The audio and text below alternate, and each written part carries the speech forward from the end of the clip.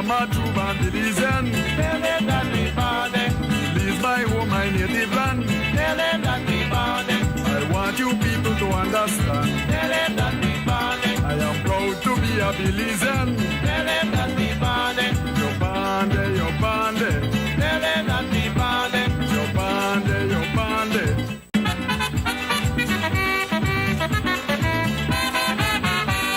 I am a true Belizean. Tell them that we born there. Belize my home, my native land. Tell them that we born there. I want you people to understand. Tell them that we born there. I am proud to be a Belizean. Tell them that we born there. You're born there, you're born there. Tell them that we born there. You're born there, you're born there.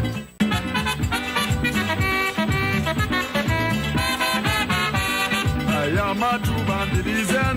Tell them that we born there. Belize my home, my native land. Tell them that we born there. I want you people to understand. Tell them that we born there. I am proud to be a Belizean. Tell them that we born there. You're born there, you're born there. Tell them that we born there. You're born there, you're born there.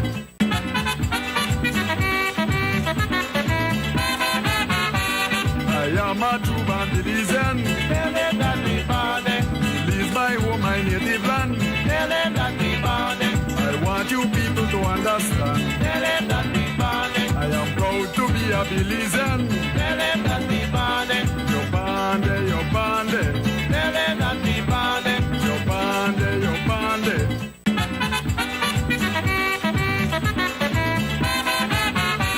I am a true Belizean. Tell them that we born there. Belize my home, my native land. Tell them that we born there. I want you people to understand. Tell them that we born there. I am proud to be a Belizean. Tell them that we born there. You're born there, you're born there. Tell them that we born there. You're born there, you're born there.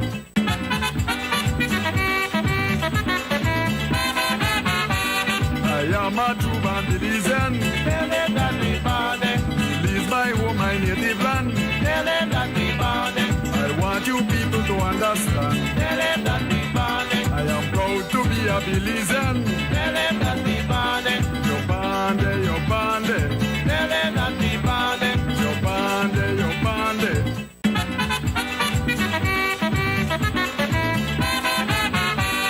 I am a true Belizean. Tell them that we born there.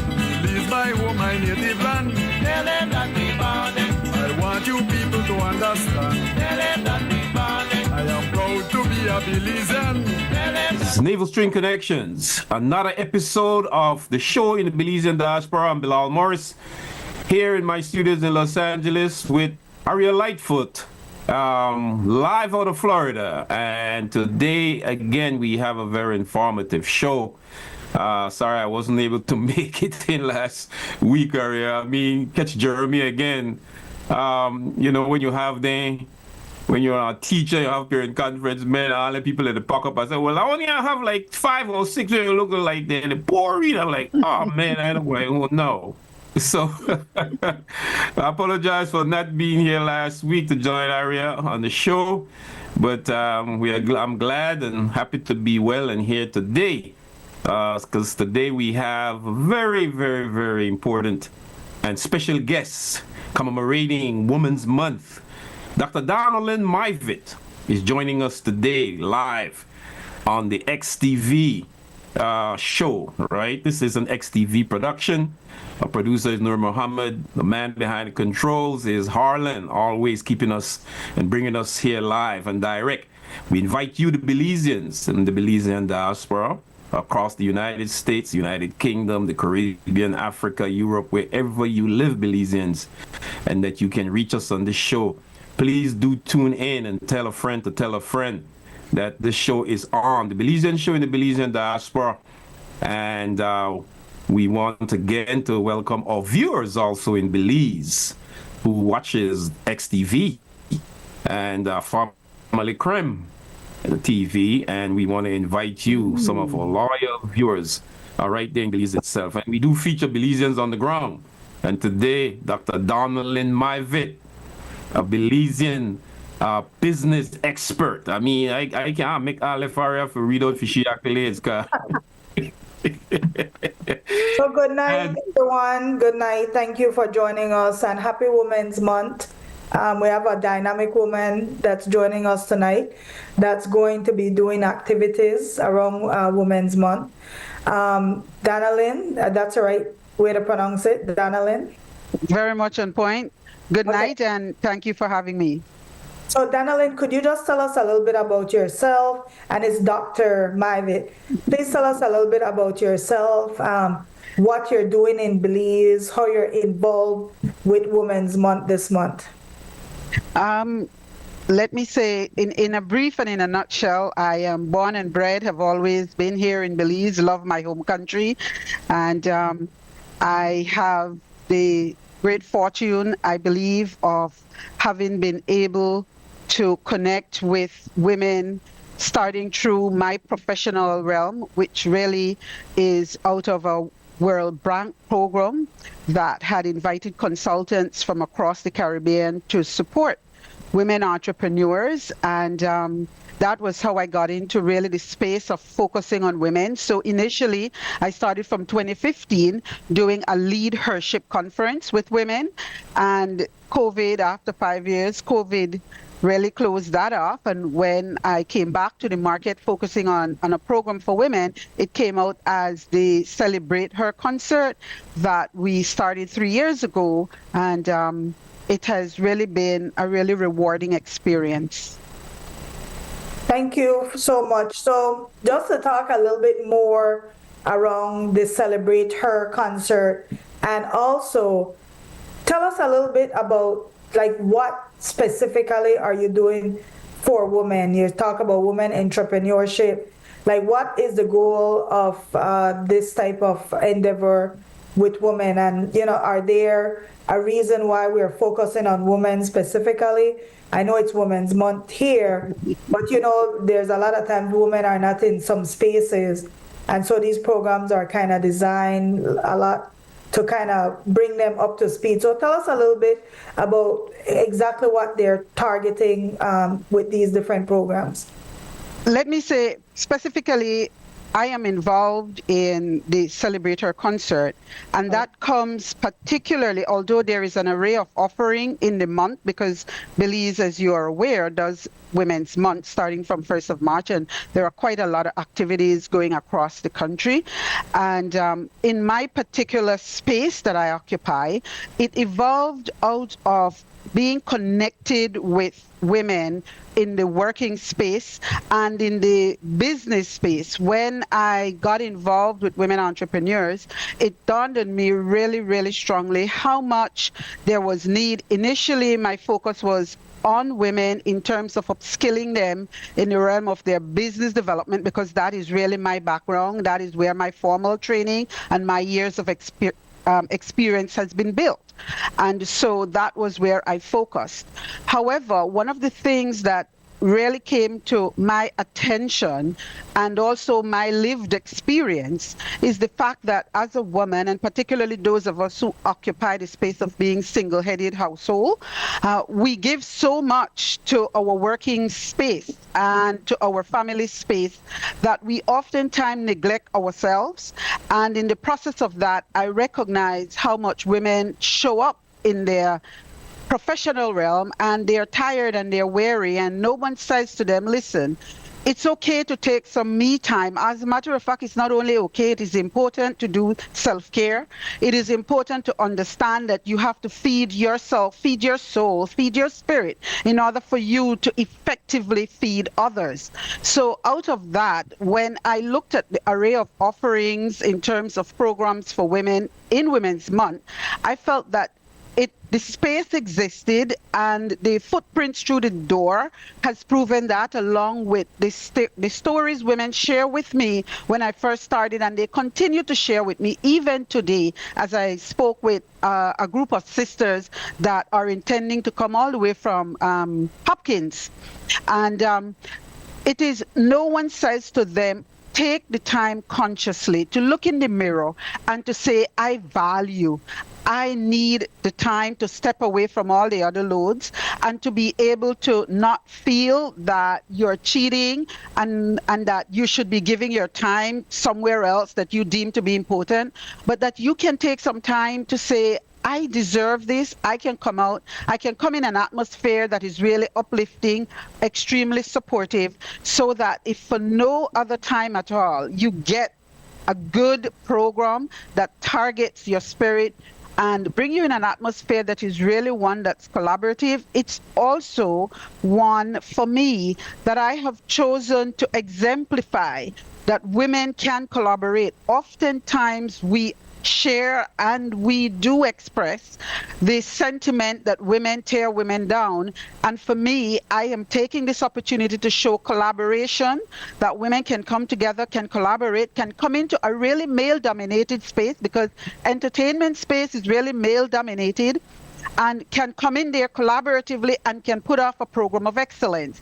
So it's not only one that feeds the audience in terms of our focus, it is also, from my background, looking at women who are artists and musicians and saying to them, listen, here I am creating a space, creating a platform, own it, make it yours, so that when you get on that stage, you're not just singing a song, you are putting off a brand. This is a business. You're not a person. Look at it as a business. And people have really responded to that. I would get calls saying, you know, so-and-so who sang so-and-so, how can I connect with her? We're having an event and we would want to have her come on. So for the artists as well, it's creating a space for them that females are highlighted, because so much focus in the business realm is often given to male and not to females. And so this particularly also showcases our musical talent. So it's a combination of the up and coming, as I always do with whatever I engage in, is to bring along those who are emerging and put them along those who are established, so that there is that forged link and there is that cross-feeding and learning that occurs. So just a little bit, just tell us, because you're talking about the Celebrate Her concert, right? Correct. So Yes. could you just go back, tell us, like you explained that it is really showcase women talent, but when is the concert and what is the expectation that somebody that wants to support it, like when they go there, what type of showcasing will they be doing at that concert? Okay. The concert is at the Bliss. It's on Saturday, March 29th. It starts at the main stage, moves off at 7:30. We have had the wonderful and fortunate experience of, for example, one of our sponsors, Santiago Castillo Limited, coming on board, and what they are offering as well is 30 minutes pre-concert complimentary cocktail. So for some women, that is something they never get to experience, and it is for them something they look forward to. And for those who have never been before, when they get there, the fact that they are greeted with that, the fact that we also have, for example, complimentary again, they get to take away photographs of the experience. We have Treasured Memories as another sponsor of the program coming on board. They're out of Kaya, a small business co-owned by a female, and they come out and they really make it a wonderful time during that pre-cocktail experience that the women have. Now, when the concert itself starts, it has its unique blend, and unique in this format, it opens, there are 3 segments to the concert. And that the first segment is one that really speaks to our spiritual self. So it offers quite a bit of contemporary music and spiritual music, and they're always themed with a messaging. So, for instance, this year, the 3 levels under which our selections are made comes from love, life, and legacy, and they all feed into each other, starting with love, which will be songs that are spiritual songs. Life is songs that shows and showcase the journey we go through. And legacy is, what do you take away from the experiences you have had in life that becomes a part of your being, that becomes the legacy of who you are. So it's always thematic, it's always message grounding, using music as a universal language. Now, also embedded in it, and a pivotal part of why I feel my presence here also really aligns well with what this is that we have built into the program what is called the Exposure Project. And the Exposure Project is, our objective is to make the audience inclusive, because oftentimes the price point escapes many women, and many of the activities that happens in this month are paid activities as that has taken on, or if it's by invite, which are generally the government one, they're closed because not regular John Doe or Jane can show up there.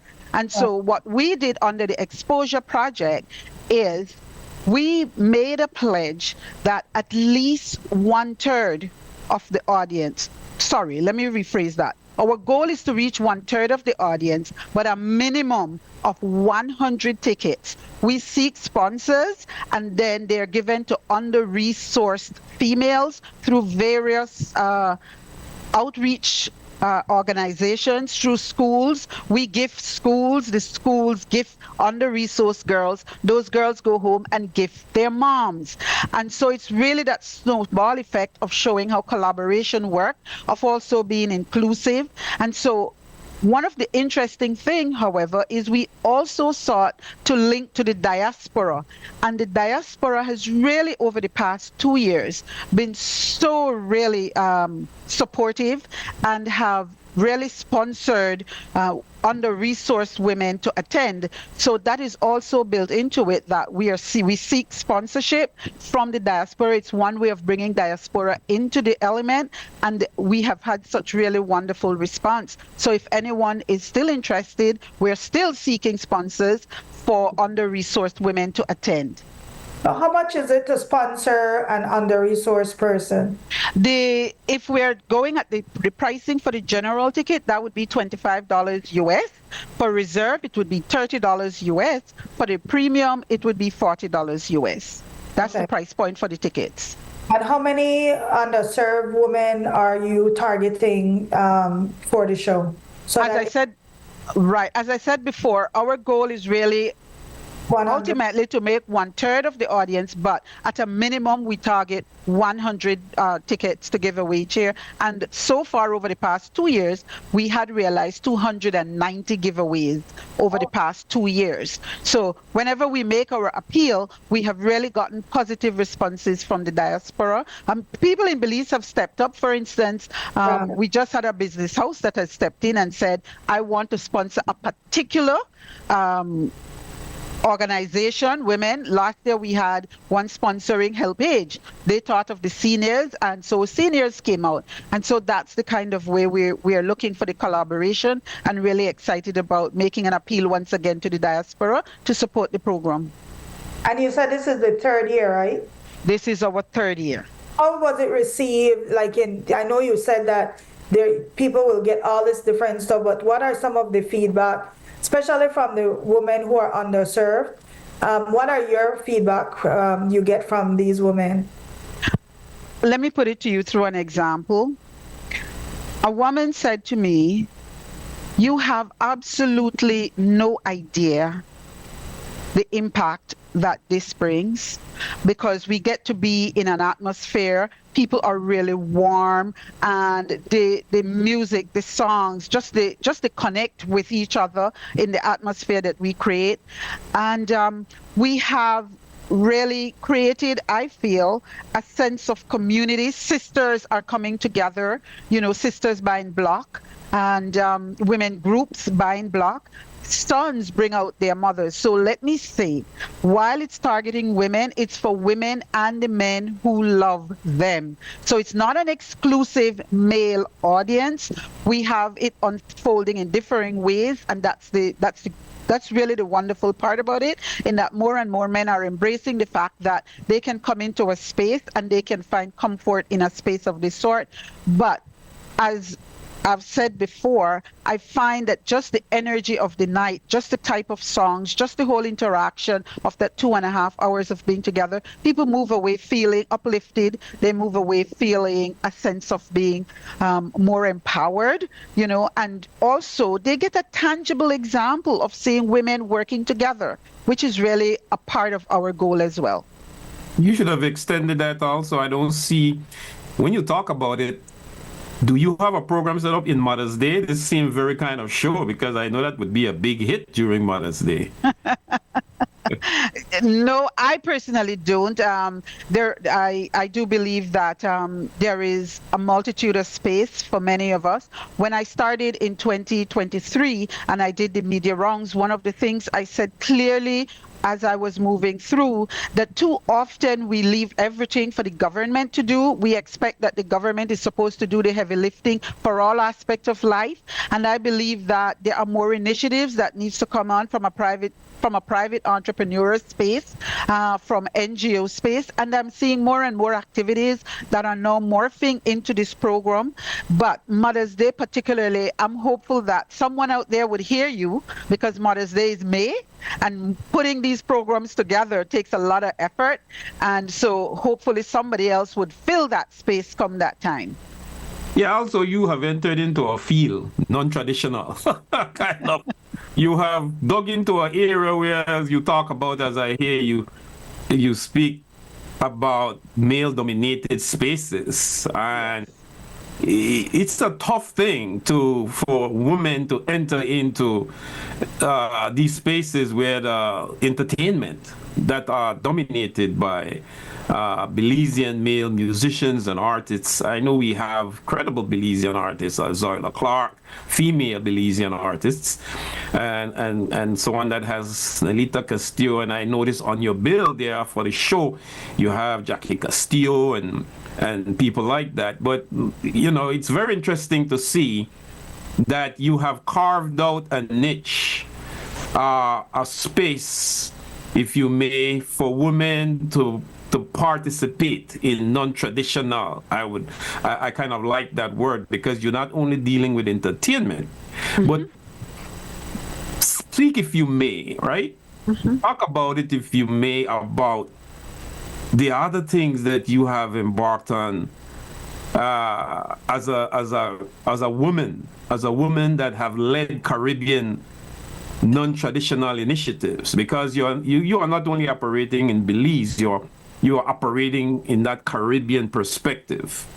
But talk about the challenges that you have met in sort of carving out that particular space for women to collaborate, for them to enter into areas where men dominate, not only in entertainment, but in plumbing, in carpentry, in things of the sort. Creation of jobs for themselves, to break away from those traditional things, because this is one of the things that hold women back a lot in Belize, right? How do they, have these private companies that Belize that don't want to hire women? Talk about that, if you may, Donnelly. That's a very delicate issue and an interesting one. And one of the things I will say is I was blessed, and I did not at the time recognize how much of a blessing it was. I was blessed to have been raised by parents that never told me my ambitions had a limit. And more importantly, I had a father who was very engaged in my upbringing and who looked to me, as he did to all my brothers, that we must have the ability to think for ourselves. And what that did for me, which I was unaware of, was it built a sense of confidence in myself that I subsequently come to recognize many women did not get that foundational support in terms of their mindset. And so for women, a big challenge we have, and I faced it, is the ability to walk into the space I occupy. For instance, I will speak from the space I occupy in the first instance, which was corporate Belize. When I started out, I worked at very male-dominated environment. Call the name of the utility I worked there. BEL, BTL, BWS. I worked, and then I was the first professional hired at the Public Utilities Commission. I was the first professional taken on when the regulator opened. All male-dominated space, heavily dominated in the fact of their energy, not just the level of education, because I was primarily exposed to engineers sitting in leadership positions. And what I found made it possible for me to have been as successful as I was in that space when I was in an employee role is the fact that I had a strong sense of self. And I know I didn't get that without having the kind of foundational background my parents gave to me. And so when I come in contact now with women who are in non-traditional spaces, one of the things I notice quite a bit is the fact that their ability to hold themselves in that space and saying, you know, I am worthy. I have a right to be here. I've paid my dues, and sometimes we pay more than what is required in order to get there, to be taken seriously, and to be able to deliver as effectively as we oftentimes have the capacity to do. My eldest girl followed in my footsteps. She went into the military. My eldest girl is now a major and is on the path to becoming a lieutenant colonel. That's the Belize Defense Force, that is. That's the Belize Defense Force. And that's a very non-traditional space. Absolutely. When she was embarking on that journey, even though I'm a mother who explored that path, I had to say to her, are you aware of what this will mean for you? So when women get into non-traditional space, it is one that requires us quite often to sacrifice at a level that our colleagues who are male are now required. There is a certain level oftentimes of dress code that whether we like it or not, we just simply have to do it in order to, I would use the word command, but it's not my first preference of word, to command the level of respect just off the cuff, you know, before we open our mouth. There is a certain level of dress code I felt. And I had a mentor who is a male, because he's still my mentor, Denzel Jenkins. He was in the corporate space at the time. And he said to me clearly, he said, whether you like it or not, no matter how much you may have an open mindset to saying men and women are equal, you live in a society that you will not always encounter persons who deal from that platform, from that space, from that mindset. And it behoves you to determine how do you want to be perceived, how do you want to be treated, and what really is the message you always want to deliver about yourself. And he said to me clearly, how you dress is one of the messaging. So oftentimes I know that may come across and feel uncomfortable because it may be that we will say too much of the burden is placed on the woman, but there is also the reality to life. And we have to deal and grapple and work through and elevate the environment in which we find ourselves. But ultimately, for me, it's the mindset that has to first be shaped in order for us to be able to navigate ourselves through non-traditional paths. You know, I will say this to you, I can remember saying to my daughter, and I'm going to share this moment, you know, and I'm hoping if she's watching, she'll hold her forehead. She will say, oh, Mom, here you go. You know, I said to my daughter when she said she's going into the military, I said, how many female officers are there? At that point, I believe there may have just been like about one. There was, at the time, the commander was on a path to attracting more females in, and that's how she got enticed into the military, much to my shock.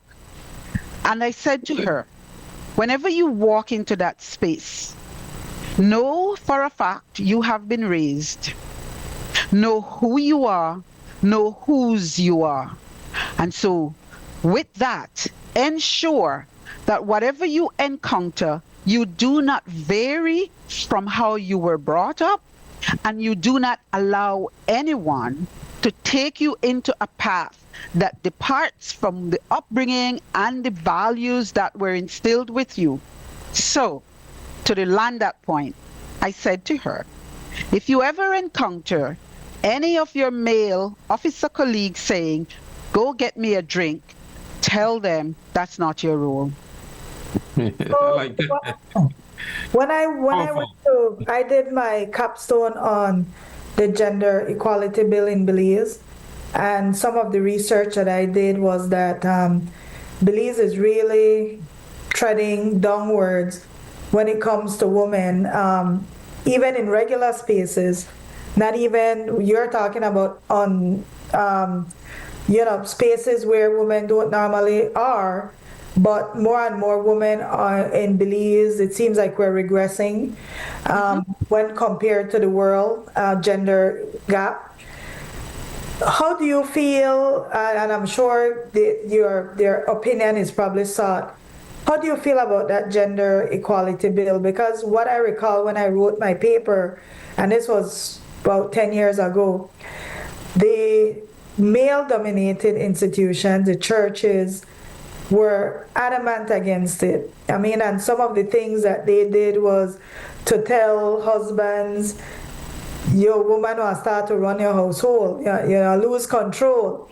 And that just somebody just trying to educate themselves. That's not even trying to enter into their non-traditional roles. In your experience with the women that you deal with, how are they relationship-wise, not necessarily personal, but how do their family view them? Because you are right, you are a mother that encourages your daughter to be a strong woman. But that's not the case in a lot of cases. Belize is still very traditional in a lot of communities. So how do you deal like with this environment where men actually feel like if their women become educated or if their women enter certain spaces, it's opening Pandora's box and they don't want it. And many times, women are kind of kept down or, they're prevented from going further. Have you encountered that in your experience? That's such a loaded question, Aria. Have I encountered it? Yes. The challenge becomes, how is it possible to impact the mindset of someone, particularly a female, if she buys into that understanding? Right. That's one. And two, how is it possible and what avenues are available to educate our women? Our men along a path that allows for a more open approach to how they deal, they see, and they view women. I'll say to you this way. I can remember as a young girl, my father was, I think, unusual for his time, born 1928, that will tell you what age he was. They had children very late, so I was raised by old parents in when I used to compare it with my peers, right? Because they didn't start having children until their 30s. So among my peers, my parents were old. They were in their 50s and 60s when they were younger. And I can remember distinctly, because he encouraged active debate, I'm going to land this for you, that one of the things he said to me, whether you like it or not, my daughter, the woman is the powerhouse in a relationship. You're arguing for equality, but I want you to know, women are the powerhouses in a relationship. He said to me, I am the head of this household. I am the king in this house. But the reason I am the king in here is because your mother is the crown on my head. She crowns me king. If I don't have that crown on my head, I am not a king. I went through my girlish argument about this whole thing of that is putting too much load on the woman and all of that. But he was giving me a powerful message. And the message he was giving me is to be able to understand that women must set the standard and must set the role they want in their lives. Now that is tied to concrete value system that one must have. The challenge for many of the young women we have today is, where do they get their value system from? Because the community they raise may be showing them one that may not be that they may not be best served by. And it is, how do we get a message out that allows them to see another approach to life? Hence the idea of the exposure project being a part of Celebrate Her concert, because the tenet on that is that the greatest gift you can give to anyone is exposure. And I will tell you, I have watched young women walk into the bliss, look around, has never ever been inside the bliss. Something that initially I took for granted. The bliss is there. You go to the bliss all the time. I remember a young girl, she was about 15, I mean, absolutely looking in awe. Had never seen something like the bliss. And we complain that the bliss needs more enhancement. So the fact that we need to create spaces that we can expose both our youth and our not so young persons to, because some women, even though they're mature women, has never themselves also been in the bliss, has never been exposed to an environment that says, really dress up. There is the purple carpet, the color for Women's Month is purple. We have our purple carpet. They get to walk their purple carpet. They get to roll out. They are served a cocktail. Environment, some of them has never touched. Look, but just being in that environment makes a difference for them. That is very important, what you said there, because my next question is, as a follow-up to ours, is how do you then, and apparently you speak about the awe that some women, when they went in there, and I would assume those are women from the underserved grassroots Southside communities of Belize. Now, how do you, in your space, and as a leader amongst the in taking women out of these non-traditional spheres and dominance and bringing them into the fray, how do you work with the underserved in the grassroots communities, for example, in the Belize City South Side? Because a lot of these people, I was a boy that I had to go look at the place on top of the roof. I couldn't go on top of the bliss. I had to go up on the roof and see Francis Riddle play. Because me and that of them like, we believe that girl, hikey-tikey people. And there are those who still believe the bliss is for hikey-tikey people, right? So I'm not shocked at all when you are surprised that a lot of these Belizean women has never had the opportunity have been at the place, much less have even gone to a resort or even know their country and seen the fine parts of their country itself. And these are people from the underserved grassroots community. How have you worked tap into and bring women? Because when you talk about women, you're talking about families. Those women are going to bring their children, they're going to bring their men into these spaces eventually, because some of their men and their children have never experienced this. So talk about how you penetrate that, and what do your work in bringing the grassroots community to a show like you're putting off? Well, one of the ways, as I said before, is tangibly through the Exposure Project, where we actually give away hundreds of tickets and invite them to come in, and so they get to be in a space that ordinarily they would not venture in or would not be able to even have the ability to afford to get in, even if they had the courage to get in there. In other realm in which I work, it would be, for example, through my personal work, like with youth enhancement services, where I work on boards. That is a part of how I also give back. I do quite a bit of volunteerism. As I am aging, I get more and more selective with where I put my effort and where I seek to work, because at this space where I'm at, I really want to be aligned with organizations that are purposed along my path, so that I feel that I give where my heart space is and where together we are on the same path. So true volunteerism is how I do quite a bit of my work.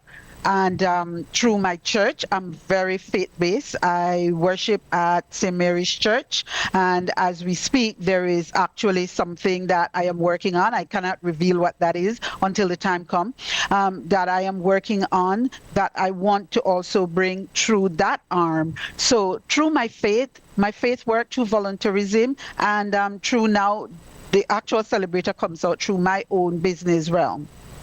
Talk about also Dr. Donaldin Myvitt, and I'm going to address you with that heavy accolade.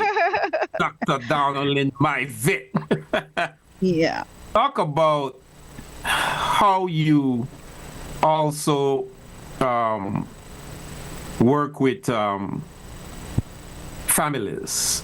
As you know, and I can't really move away from the underserved yet for you, because this is a space that I'm seeing you creating, and you have been on this for years. I mean, you have paid your dues. But how do you deal with this whole aspect of dysfunctional family structures that are confronting Belize?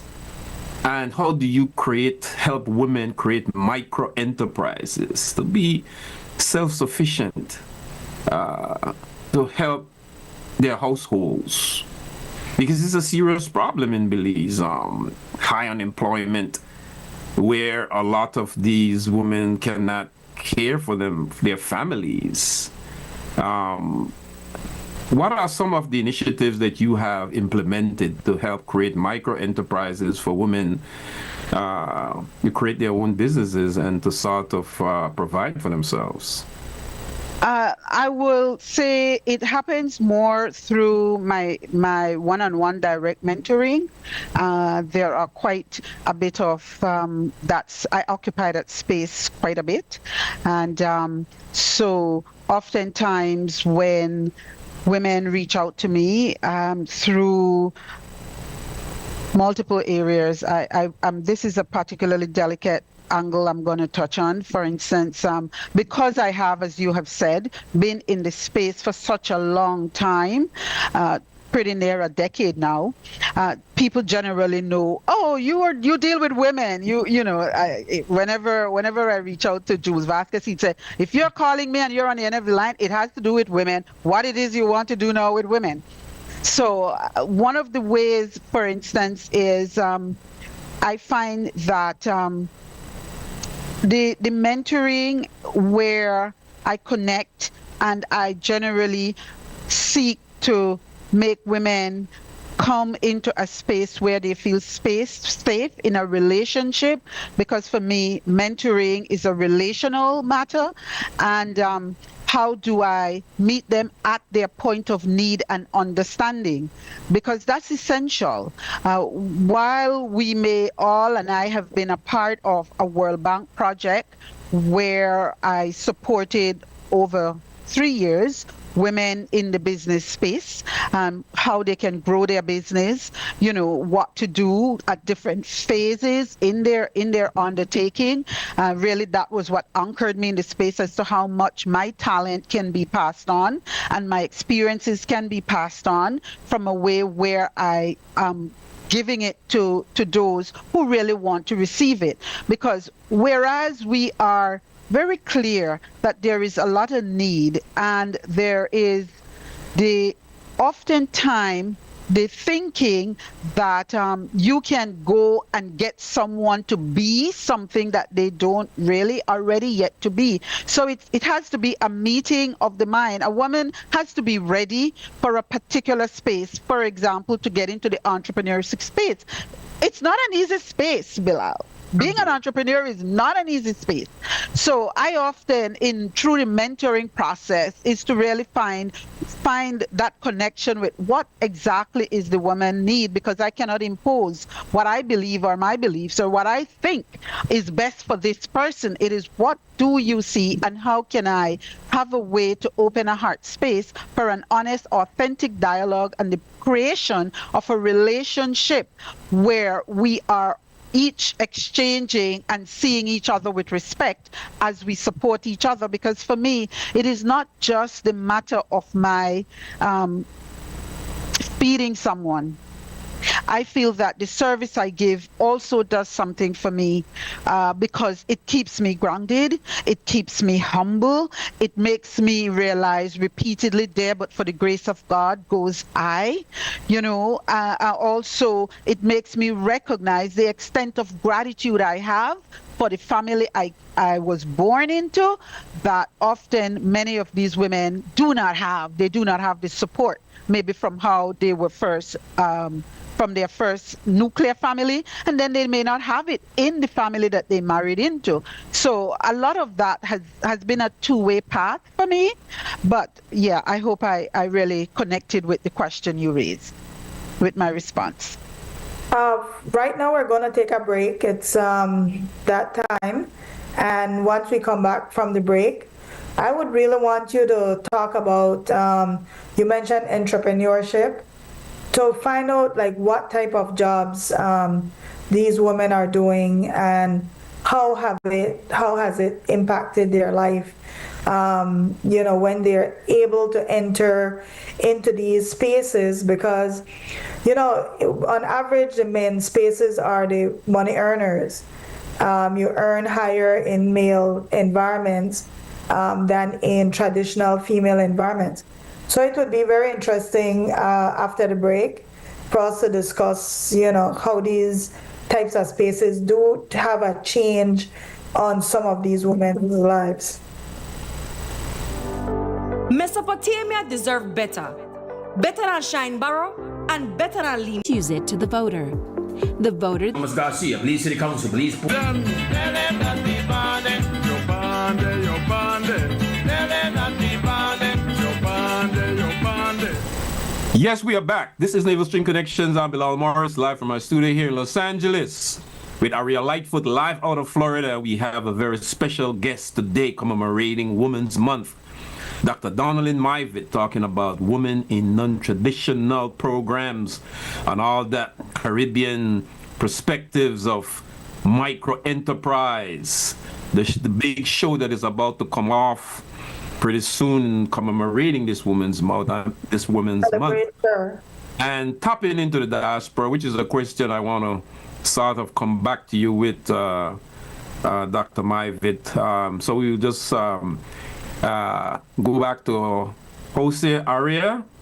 You have that big question for her.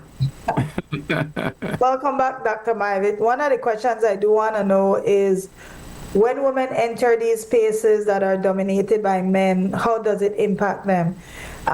Even with their own families. When I did my capstone on the gender equality bill, I did interview 5 well-known women in Belize that were viewed as leaders, and I asked everyone, will you enter the political realm?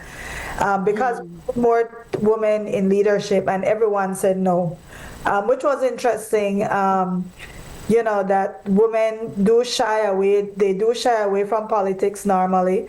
And what about these other spaces? Like you are in these spaces where it's dominated by men. When women enter these spaces, how does it impact them?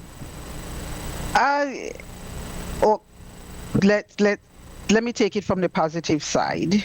The immediate impact quite often is economic, because male-dominated spaces often bring a higher earning capacity, right? So if I use my example, my personal life as an example, I have worked when I was an employee. I was really exploring new paths because we are talking, I entered into my full-time employment late 1980s. And so at that time, not many women in Belize were occupying boardroom spaces. Okay, and I spent many, many years there. Ultimately, I come to really appreciate the fact that it was a space that allowed me to have earned at a level that, had I not been there, I would not have been able to earn the same kind of salaries that I did as I moved through the progression.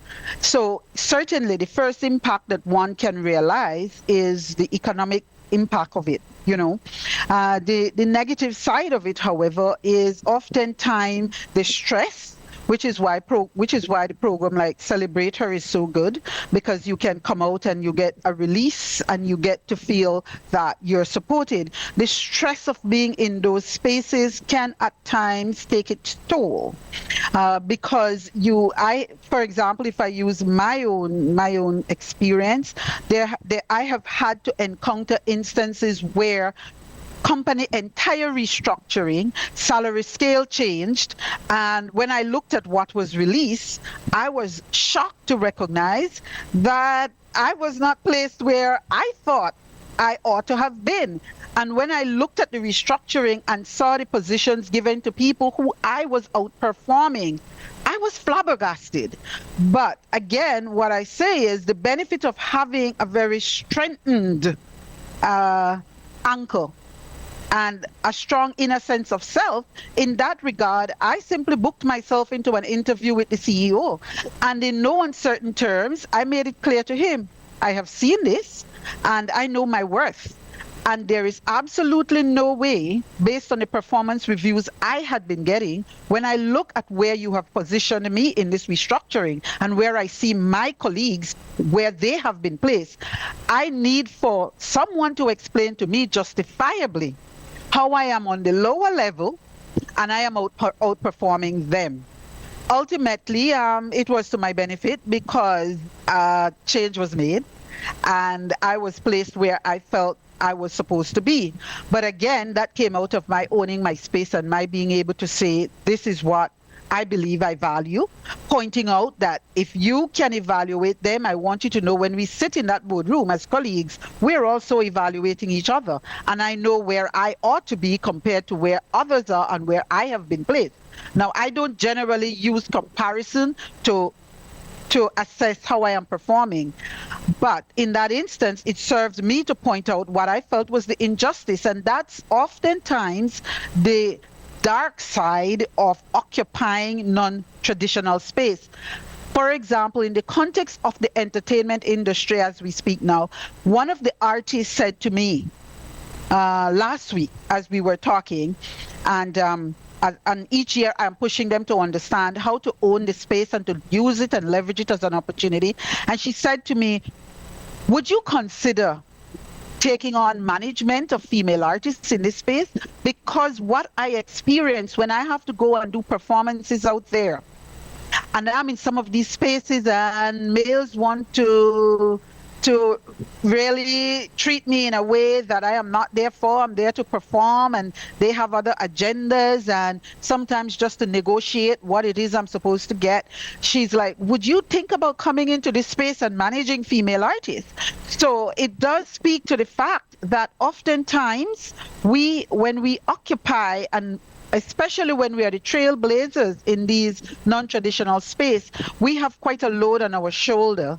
But one of the benefits beyond the economic is also recognizing that I am opening the door for my sisters who will come behind me. And I take that as something very serious. I say to my girls, I have 2 girls, I say to them all the time, always recognize, especially when you're occupying a space and you are one of the few, that you have a responsibility to those who are coming behind you. And so you must always think of that as you occupy that space. How can I bring another sister in? How can I add value? Leadership for me, and I'll just touch that a little bit. I love John Maxwell's point of view on the matter of leadership. Leadership is how do you add value? People often think of leadership in the capacity of a position. You can be a leader anywhere you are. For me, it is understanding that you must bring value. And so when we get into the space of being in non-traditional role, particularly when we are leading as the trailblazer in there, we have to understand that we bring value to the space, and we must own that there is always a dimension that we bring to the table, to the conversation, and that we are opening a space. So it is understanding that we are just opening spaces for other women to step in as well, and that's a really rewarding thing. Reward does not always show up, and we must remove the idea that reward always is tied to only money. Reward are tied to other non-tangibles, that is also very impactful for our society and for women. Well, what are, in your opinion, what are some of the biggest challenges these women are still facing? Because you are a trailblazer. However, a lot of women still don't get the respect. And like you said, you had your father that was your mentor, that basically gave you the confidence to go forward and be in these spaces, right? But my experience, I played sports. I played basketball, I played volleyball, and even in the United States, I work in construction management. And I can tell you, whenever I'm dealing with a contractor, the minute they hear a woman's voice, and it's my experience, and I've been in it for almost 10 years now, they automatically think you have no idea what you're talking about. And they will push the envelope. In other words, things that they won't do with a guy, they're going to try with you. Like, come up with all these different contracts, different things that aren't necessary when you're doing a renovation or building something. They'll come to you with complete nonsense. But they keep testing whether, like, the things that they would do with a guy. I mean, I've been in it so long, I feel like I have to preface every introduction with, I've been in this industry for this long. Because if you don't preface it, you get all the well, do you know what I'm talking about? Blah, blah, blah, that type. So how, in your experience, what are some of the barriers that you see for women today that they are still facing, even the ones who are trying to break into some of these spaces? Well, as you have already pointed out, Aria, the oftentimes the first matter one has to climb is having to prove that you had the ability to be there. Right. Having to prove that you are worthy, you can deliver, and that you know your stuff. And that is usually, I believe, if I'm hearing you correctly, that it really can grate on the nerve, because the fact that you are there, you have gone through a process of selection that have you there, and if you have been there for a length of time, it showed that you have delivered, But oftentimes it is, having to endure coming across that mindset and that person who feel that, oh, it's a woman, she's soft, I'm going to get away with this, or I can slip something under the radar and she won't be aware of it, or she'll give me a pat on the head and excuse me, and all that sort of nonsense, that we can't deliver from a space that is accountable. I don't want to use the word that is hard, but it's that we would not be able to say, listen, what you have just delivered to me is nonsense, and so let's start again, if it's worthy of starting over, or point blank saying we're done, saying we're done. I am encountering that because the entertainment space is new for me. Right. Coming into it, that's not really where I was before. So, but the elements of the dynamics of some of what I'm facing, I have faced before. You're contracting with someone for big sums of money, because putting off the show that I do with all the lightings and all the things that I bring into the Blaze, it costs a lot of money in Belize. Right. And so you end up contracting with individuals who are supposed to show up at a certain hour. Whether we classify it as unprofessionalism as a culture in Belize, or small entrepreneurs do not know how to deliver well, for me, it always rubs the fact that I feel that the element of being a female that they have negotiated this contract with has a play in it as well. And so they do not step to the plate at the level that they ought to. And so, it's the matter of having to say, hello, hold you accountable. That they oftentimes also think women will not hold them accountable. And so that is something women have to understand, that when you are occupying your professional space, your business space, this is not your son you're dealing with, and even when we're dealing with our sons, so I'm going to tap into it also from that home level. Oftentimes as women, particularly when it's single-headed household, we make the mistake of falling in love with our sons rather than loving our sons. We give them too many excuses for the mess up than holding them accountable. And so for me, it is ensuring when I'm in my professional space that if I hold myself accountable, I will hold anybody who comes to treat with me accountable for their performance. So in the instance of that particular contractor, I don't think that individual was ready for the fact last year when I said, every point at which you cost, you got a down payment, you required a 50% deposit, I delivered. It was a lot of money. Now, every point and element that you cost me is going to be deducted from the balance of this because I had to incur these other costs, and it's going to come out of what is left from yours. True or fit, for me, it didn't matter. It's like there is a cost to be borne. Who will carry it? I didn't mess up. You did. So you're going to carry that cost. I'm not going to pay in addition to what you contracted with me in order for the delivery. So holding men accountable when they show up, holding them to certain value standards that you have. For me, if you are not going to treat with me in a respectful manner, that relationship is going to close out completely. I entertain absolutely no disrespect. I have zero tolerance for disrespect. Just simply will not. And I make that very clear. So if you're going to exchange, because another thing that women experience is how men would speak to you in the professional realm. Suddenly, they want to talk down to you. They want to be condescending, or they dare to go into this pet talk. Hi, darling. Hi. Hi, pet. Hi, mommy. What really gets on my Hi, nerves. mommy. I am like, hold on. I left my 3 children at home. This is my name. The other thing I had encountered, so it's addressing those matters and not laughing about it, because it's not laughable. Not stepping about it. I can remember being in the boardroom and a male swing around and said to me, so Myvit. And I said, hold a minute. I was taught Myvit come with a handle. You're either going to say Miss Myvit, or you're going to call me Donnelly. We don't have a relationship that you can call me Donnelly. So if you're going to address me as Miss Myvit. All these kind of nuanced way in which one has to establish.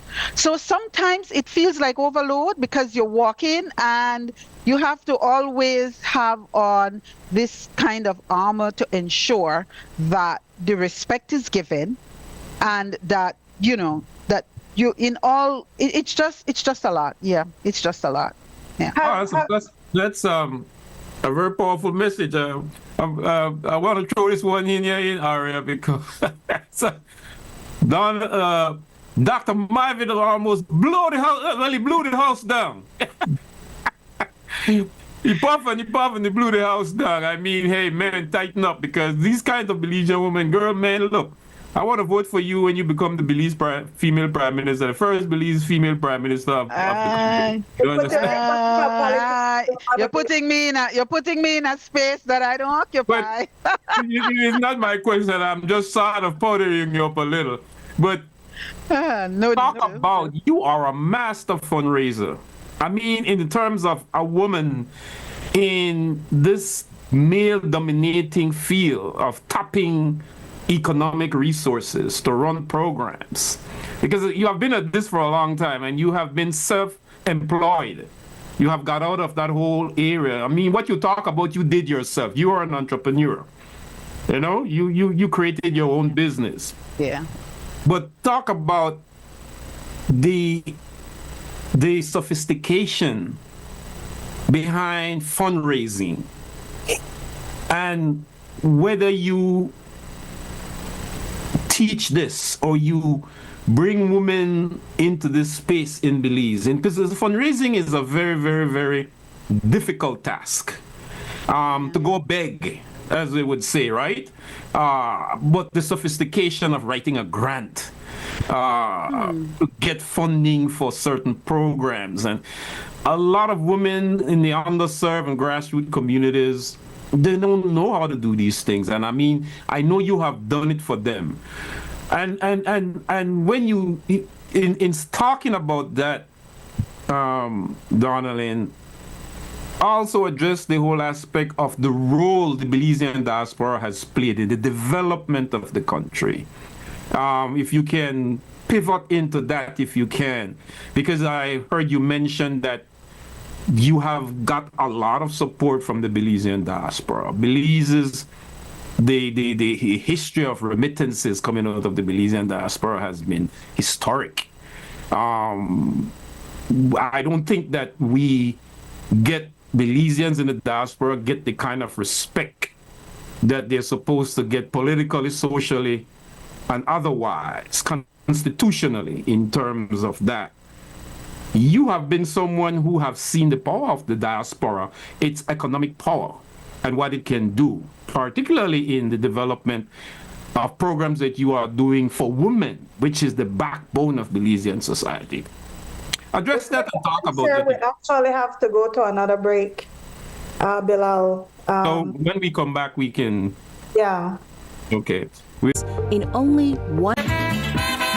This is Naval String Connections. I'm Bilal Morris. We are back with my host and co-host, ARIA LIGHTFOOT, live out of Florida.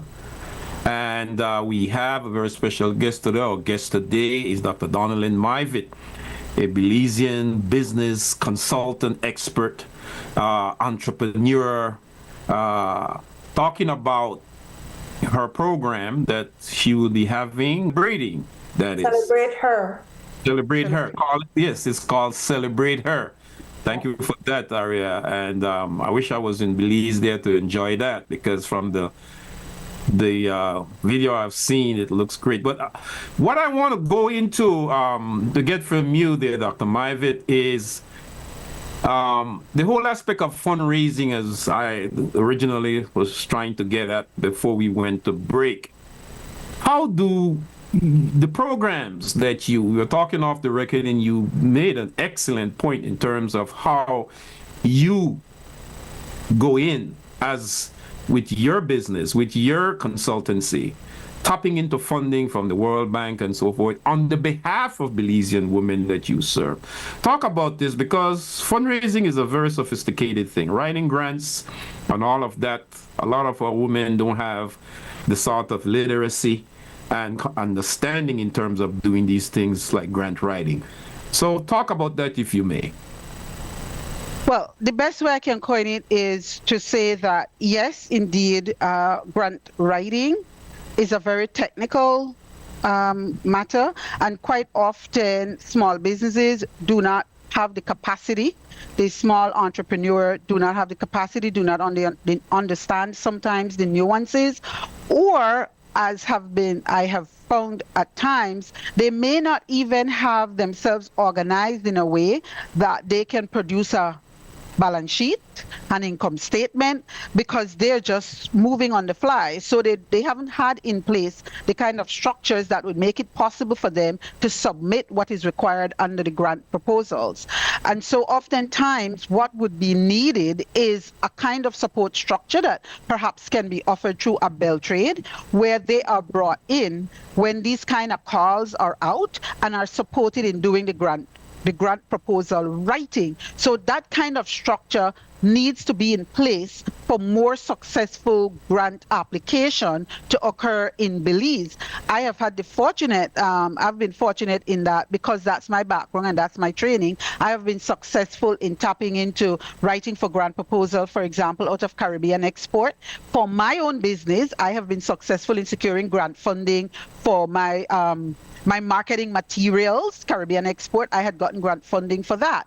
And out of that, I have supported more than one woman, woman-led or woman co-owned, Belize Diving Adventures Limited. I supported them in writing a grant funding for them to have secured grant funding from Caribbean Export to expand their business. And so, yes, it is a very delicate matter of how do women entrepreneurs or entrepreneurs overall in Belize become aware of what are the grants out there, and then how do they get the support in order to be able to successfully write a grant? In the particular element of where I am at with this program, which is also tied to the point that when you're writing for a grant, you have to have a vision. You have to clearly know what it is you are going to deliver, because people have to tie in to what it is you are putting forward for them to support. So that's also a very important matter that is often missed, that when you ask an entrepreneur exactly what it is you want grant funding for, and they would talk around it without being able to articulate clearly. For instance, let's say I need to build my marketing, and you have to tie that marketing to how does the marketing and where will I position whatever is the marketing material I would seek the grant funding for to the growth of your business, because ultimately it should be tied to the growth of your business. So you have to be able to clearly articulate what it is you need and how that need will have impact if funded, because the grantor doesn't just want to give you money, right? They want to know that that money is going to be put to good use. So there has to be a clear vision for it. So for instance, in the concept of this program, and knowing that they celebrate her concert, and knowing that many, if not most Belizeans in the diaspora are looking for ways in which they can support home. Many of them still have their heart space tied to home. Many of them grapple with the idea that we have poverty that's so high in Belize. How can they impact? So when they hear of a program that says, listen, would you support this program that we have called the Exposure Project, that will bring into our audience under-resourced attendees who otherwise would not get this exposure, and who, when they come there, as we would say, it opens them, it allows them to dare to dream bigger.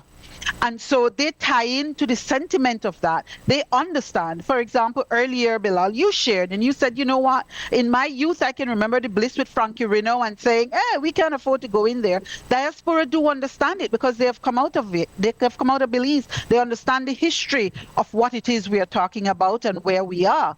And so it's a matter of ensuring that you can language what it is you want, that you have clearly identified what it is you want, and you can align it with where the diaspora has a heart space.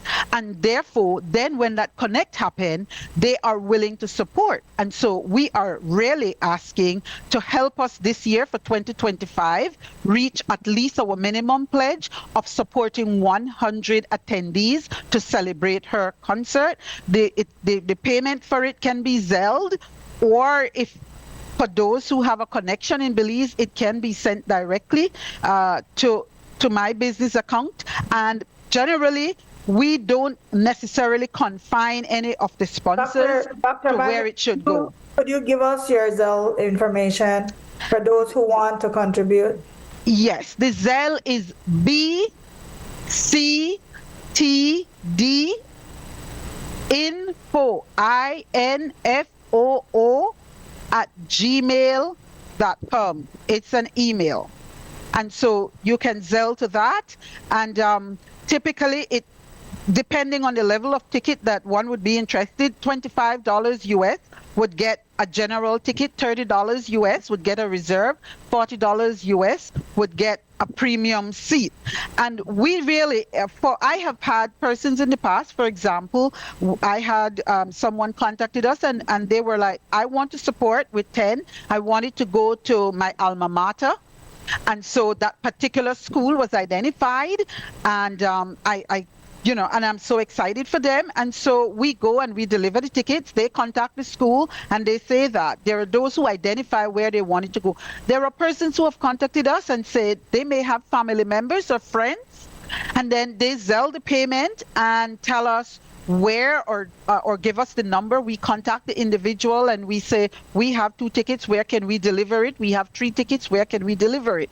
And so it is that kind of alignment in the diaspora that has supported this program and has enabled us to make it as inclusive as we have envisioned we want it to be.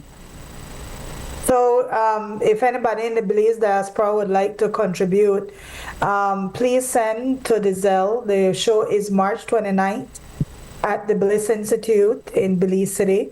And what it does, it helps underserved women for Women's Month to actually be exposed to some of the teachings, some of the artistry, some of the mental health type of environment that's positive, so that they can see that something else exists. And with that being said, we're just running a little bit over time. Thank you, Dr. Maivit.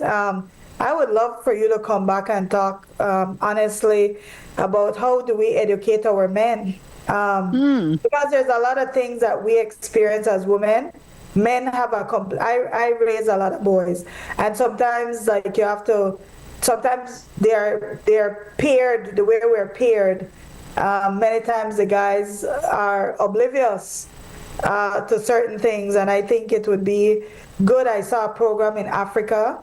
One of the ways that they were able to deal with sexism and even sexual assault was by bringing the boys in and teaching them so that they grow some empathy about how they communicate with women, because a lot of times we're taught by our fathers, or the boys are taught by their fathers, and we come from these traditional societies, and sometimes they might not even realize that their own mother might be enduring this because it seemed normal. So, you know, it's something I think you're doing a great job. Thank you for coming on and creating a space for women so that they can be exposed to these types of environments, and hopefully they can take it back to their own children and families. And that, I feel like I think we need to get back to family structures, and we need to get back into the families of Belize and start raising the village raising the child. So thank you so much for coming in. And Harlan, our engineer, Chrissy, XTV Creme Radio, they create this space for the diaspora to communicate with Belizeans at home. So we thank you so much, and Bilal will have the last words. Yeah, I want to thank you to Dr. Donalyn Maivit, my good friend. So good to see you. And you brought a breath of fresh air here. I mean, what a dynamic presentation you made today. And again, we want to say this has been a Creme Television or XTV production. This show is Navel String Connections, and thank you Belizeans across the Belizean diaspora for tuning in. And again, join us next week for another episode of Navel String Connections right here, same time on XTV. And again, we want to thank Azari. I'm just going to duplicate this. Thank our brother Harlan in the studio, our producer Noor Mohammed. And again, I want to thank Dr. Donalyn Maivit for coming in at such a short notice and being our guest today. And I hope that you were able to get out your message, Donalyn, and touch the diaspora and the people at home. We want to again say thank you for watching.